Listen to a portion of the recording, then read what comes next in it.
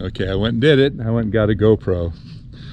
You know, a lot of you that are following my video channel realize that I'm playing with all this new technology to improve the quality of the videos, but also to enable me to get better shots in unique situations. Well, I've been threatening to get a GoPro for years, and sometimes I'll borrow my son's GoPro, but I went and got the Hero 8, and the very first time I used it, I decided I'm going to go all the way. I'm going to do 4K. If any of you know about 4K, the resolution is incredible, but the files are huge.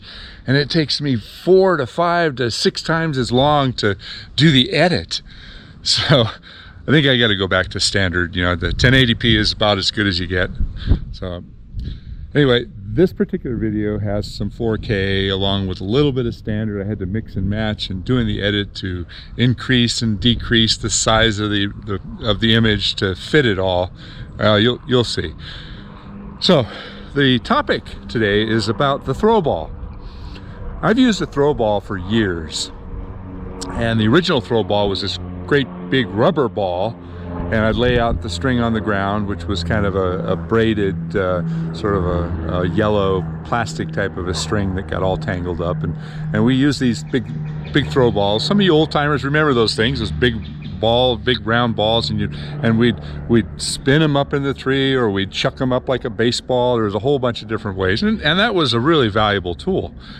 Well, since then we've come out with these bags, these little bean bags of sewn material, and there's a couple of really interesting new products on the market. One is called a Big Shot, which I have, and I use that sometimes. It's a slingshot on a long pole, and you can pull it and you can launch these throw balls or these throw bags, you know, over 100 feet.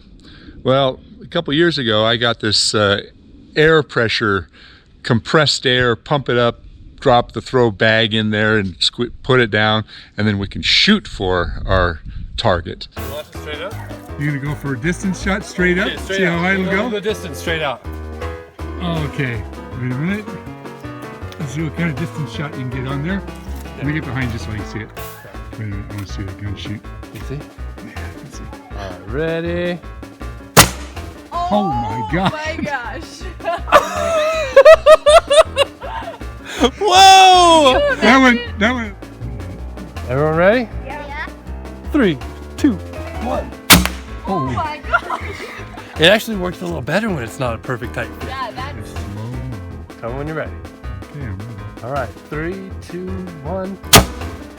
Wow. Oh my god. I can't even see it. It's still going! I wonder if it goes to the city and people. I wonder if it goes to the city. Good. And be honest with you, I've had a really hard time with that. It's a great concept. It's a really cool idea, but the accuracy sometimes is just not quite enough. Sometimes you blow it over the top of the tree. Sometimes it'll go up so high and then it'll spin around. And I mean, throw balls, throw bags are hard enough, but I brought it out for this job again. We wanted to try it, so I'm going to share that experience with you. Come along and see what you think. Okay, let me get behind you here. What are you shooting for? See that little L-shaped crotch above the dead branch? All right. Let's see what happens. Oh, how many pounds did you put on there? That was 80, but maybe a lot came out when I Oh, yeah. figured it. That was disappointing. Take 2. I know we lose quite a bit of pressure right there. Yeah.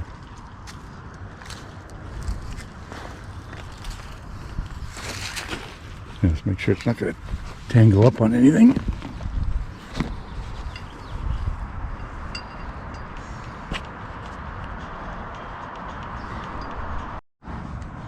All right, take 2. How many pounds of pressure is it this time? This is a little over 100. Okay. Let's see. Ooh, Oh, it bounced off. perfect Oh, shot, darn but it. oh, let's see if we can get it down without. We'll see.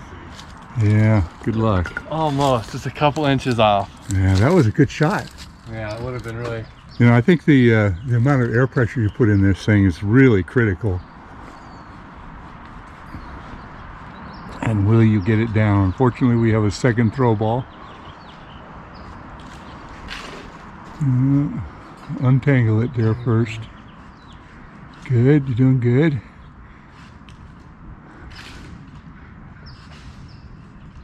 There we go, good. It's stuck? No. Pull it hard enough, you'll pull that branch down. No, look out. Wait.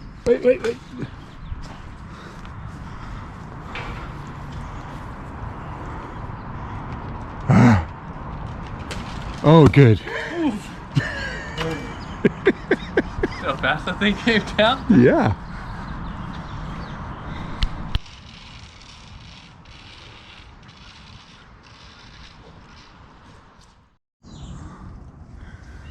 That's true. So is this a black powder gun there, son? Yeah. Wait. Register this. Okay, wait. Just take a look at our rope here. Make sure it's not all hang on. Okay. All right, last chance now. If we get this one stuck, you're climbing. Okay, 3, 2, 1. Perfect. No. Yeah. Whoa. Pay attention, huh? They almost got me.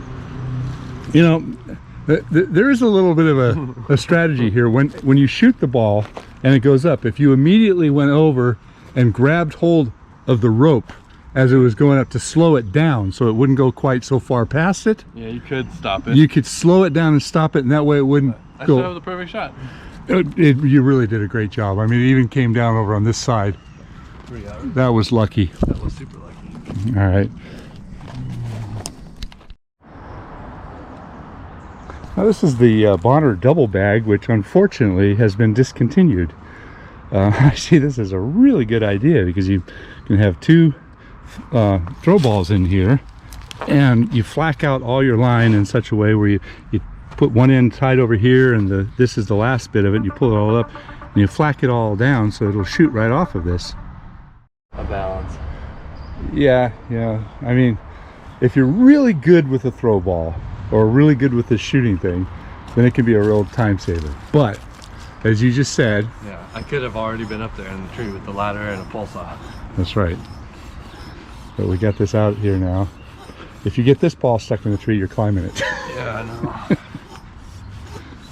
Let's chimney up that little crack all the way up. Well, that'd be kind of fun. Okay, well, there's 110. Okay. See how much you bleed off when you undo it. It's kind of quick.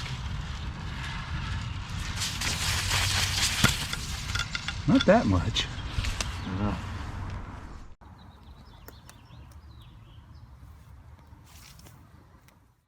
It just glitches out sometimes.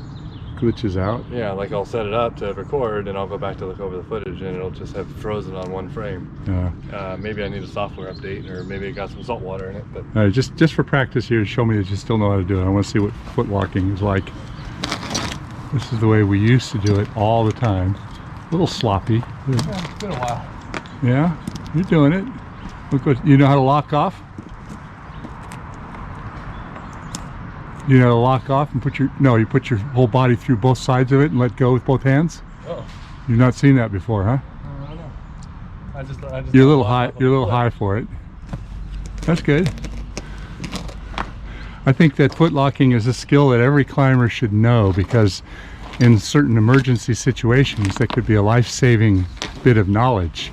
And if there's the equipment that we use to climb the trees is unavailable, or if it's up in the tree, or maybe you don't have it. You know, at this point I'd like to talk a little bit about climbing styles. You know, a lot of people poo-poo the double rope. It's a single rope doubled over using either a Blake's hitch or a taut line hitch. But that's the old school way of doing it, and that's still the way I like to do it. But I'm not opposed to SRT or using some of the different tools that are available. Now, oftentimes we'll use a double Jumar that goes on both sides of the rope, but we have to use 2 foot ascenders to do that. And I want to show how Kaylin is doing this. We find this to be a very efficient way to get back up into the tree, and then you disconnect, and then you tie your either taut line hitch or your Blake's hitch, and you're working the way we're used to working. Now, once again, I'm not trying to profess that one way is better than the other, but if you get used to a style or a technique that feels comfortable to you, by all means, do it. Carry on with what you're used to doing. I'm not opposed to learning new stuff either. I've not gone out and bought a zigzag. I've tried them. I've used them. I've borrowed them. I've not gone out and done a rope runner there's so many of them. There's a chicane. There's so many of a kimbo. It's almost getting to be ludicrous how many climbing devices there are on the market. But when I start talking about old school techniques, something as simple as the footlock, every climber should know how to do a footlock, because there's a lot of situations where a footlock could save your life or save the life of the guy up in the tree. And being able to do that sort of thing comfortably and quickly, well, if you don't know how to do it, you should try it, learn it. So take it from an old guy. Take it for what it's worth. Old school, there's a lot to be said about old school techniques. I mean, it's pretty fast. I could have been up in the tree in 30 seconds or a minute. Yeah. But of course, you should have had a Prusik or yeah, I always put a safety. Prusik on. I'm not even wearing my harness, so. I know.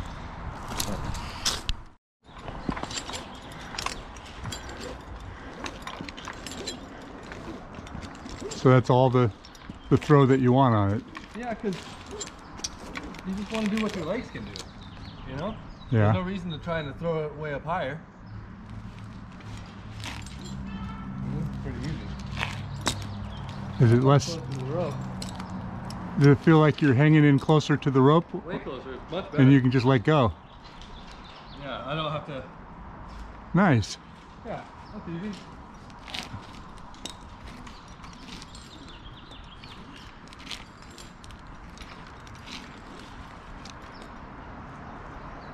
Small squats.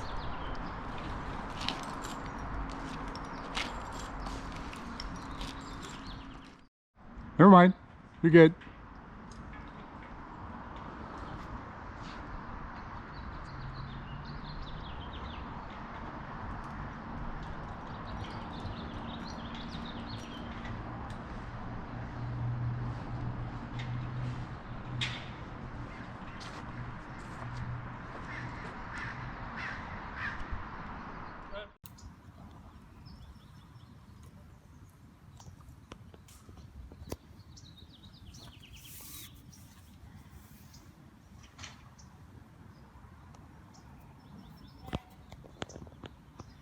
You need a chainsaw?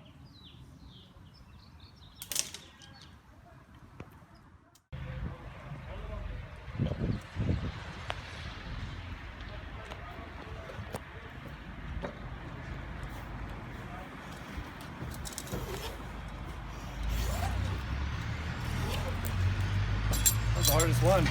Good job.